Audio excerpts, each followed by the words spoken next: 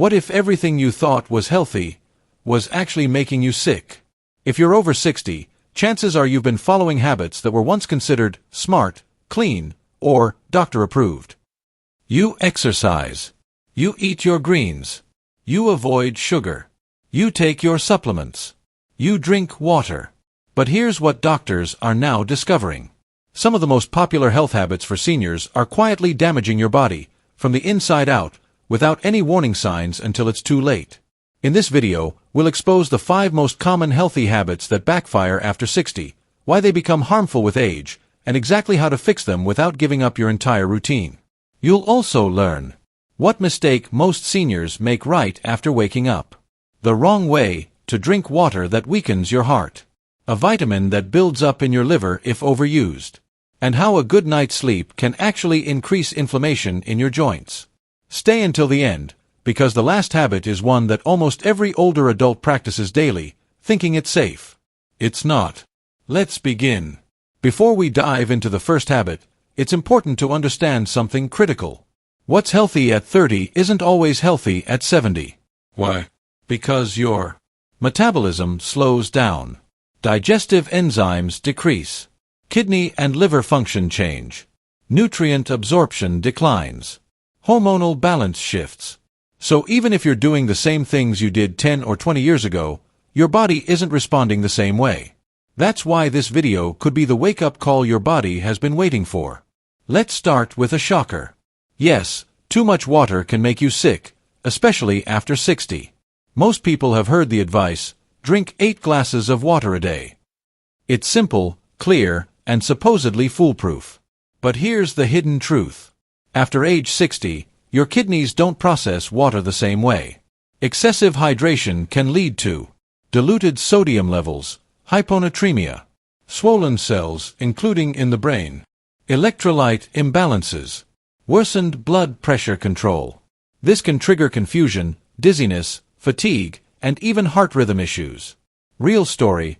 Linda, 67. Linda began forcing herself to drink 12 glasses of water per day because she read it would help her flush toxins. Instead, she developed chronic fatigue and headaches. After a checkup, her sodium levels were dangerously low. Her doctor told her something few people know. After 60, your thirst signals weaken, but so does your ability to eliminate excess fluids. The solution isn't more water, it's smarter hydration. Here's how to drink water the right way after 60. Drink to thirst, not on a schedule. Add a pinch of sea salt or electrolyte drops once or twice a day if you're drinking more than 1.5 liters. Limit water intake at night to avoid disrupting sleep and stressing the kidneys. Sip slowly instead of chugging. Include hydrating foods like cucumbers, oranges, and soups. And remember, clear urine all the time isn't a sign of health. It can mean you're overhydrated. Your kidneys are not as efficient as they were at 25. Don't drown them. This one will surprise a lot of people. Multivitamins are not always your friend. They've been sold for decades as a simple way to cover your nutritional bases. But research shows that daily multivitamins may cause harm in older adults, particularly when taken long-term without proper testing. The danger lies in fat-soluble vitamins, like A, D, E, and K, which are stored in your liver, not flushed out. Over time, excessive levels of these vitamins can lead to liver toxicity, calcium imbalances, bone thinning, headaches, dizziness, nausea, and fatigue. Case example, Robert, 74. Robert took a daily multivitamin for over 10 years. After complaining of joint pain and digestive issues, blood tests revealed vitamin D toxicity. He didn't even realize his supplement was giving him 400% of the recommended daily value. And the worst part? He thought he was doing the right thing. Instead of taking a multivitamin, just in case, doctors now recommend targeted supplementation based on blood work, focusing on diet-first nutrition from whole foods, using lower-dose individual vitamins when needed, taking breaks from supplementation every few weeks, avoiding megadose formulas designed for bodybuilders or younger adults. It's no longer about more is better. It's about just enough, only when needed, and always under guidance, not guesswork. Walking is great. It improves circulation, supports joint mobility, helps control blood sugar, and keeps you moving. But here's the problem. After 60, walking alone is not enough to protect your muscles, bones, or brain. In fact, relying solely on walking for exercise can accelerate muscle loss, reduce balance, and increase the risk of falls. Why it happens? Starting around age 30, you naturally begin to lose muscle mass. By 60, this process speeds up into what doctors call sarcopenia. Without resistance training, your muscles shrink, your metabolism slows, and your ability to recover from injuries declines. Walking doesn't build muscle, it preserves what you have at best. But it doesn't strengthen you. And without strength, your bones become brittle, your balance suffers, and your brain receives fewer protective signals for muscle activation. Real-life consequences of skipping strength. Eleanor, 70, had been walking 5 miles a day for years. She felt fit. But one day, she slipped in her kitchen and broke her hip. Her doctors discovered that her leg muscles were extremely weak, and her bone density was dangerously low. Walking hadn't protected her from age-related decline, it had hidden it.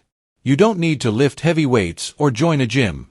In fact, 10 to 15 minutes a day of low-impact strength work is enough to reverse muscle loss in most seniors. What doctors recommend?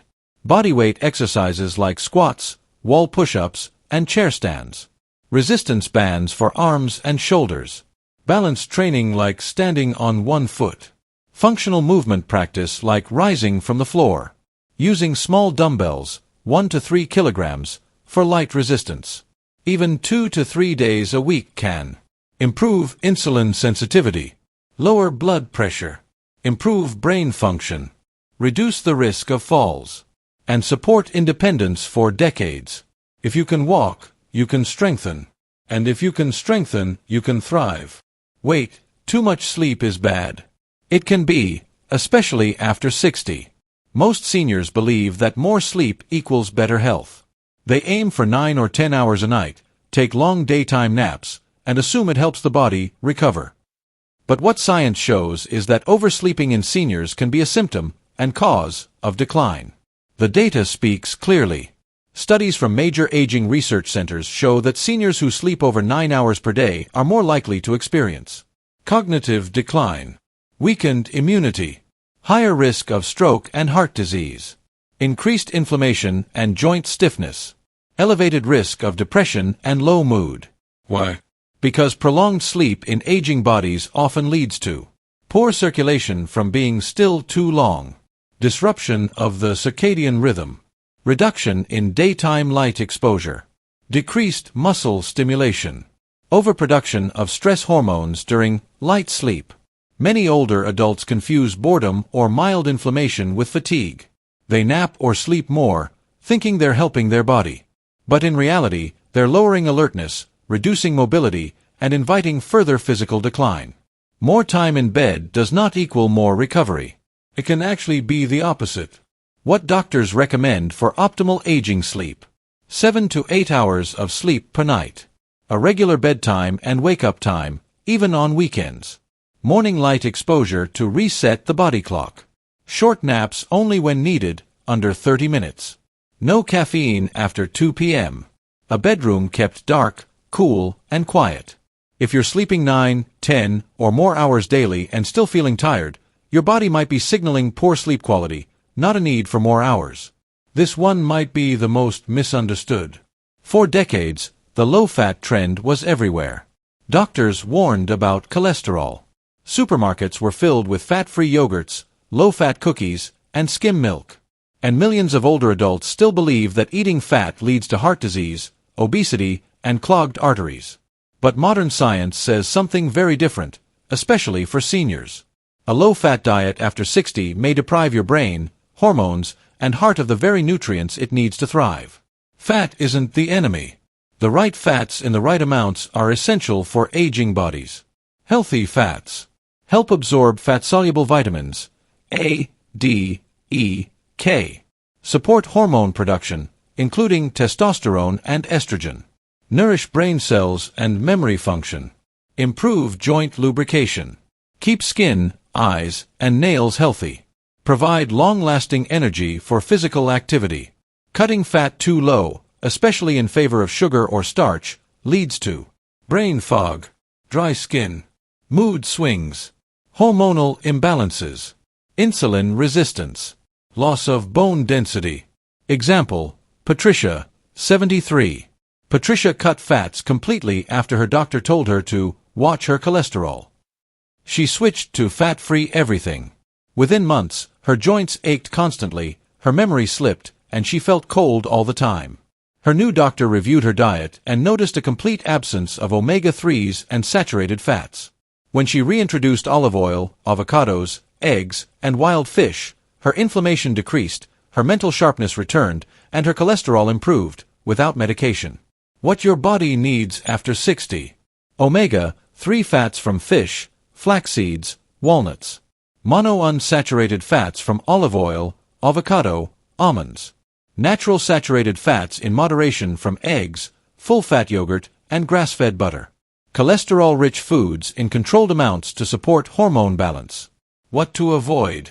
Trans fats, banned in many places, but still hidden in some baked goods. Highly processed vegetable oils, soy, corn, canola in excess. Fat-free processed foods with added sugars and thickeners. Eating fat isn't the problem. Eating fake food with no nutrients is. So how do you know if one of these healthy habits is making you sick? Watch for these early signs. Sudden fatigue or low energy despite sleeping well. Dizziness, brain fog, or confusion during the day. Persistent joint pain or stiffness. Bloating, indigestion, or slow digestion. Mood swings or anxiety without clear reason. Difficulty concentrating or remembering names.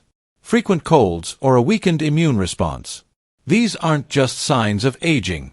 They can be signals that your body is overcorrecting based on outdated health advice.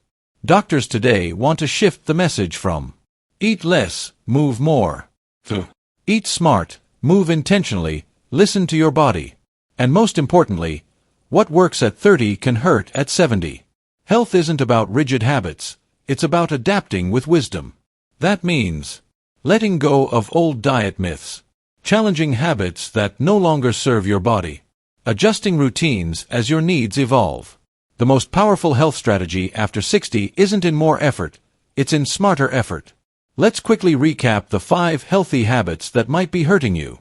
Drinking too much water dilutes sodium, stresses kidneys. Taking multivitamins daily without testing risks toxicity. Only walking for exercise leads to muscle loss and bone weakness. Oversleeping increases inflammation, decreases energy. Following a low-fat diet deprives brain and hormones. If you're doing one or more of these, don't panic. Now you know better. And knowledge is the beginning of real power.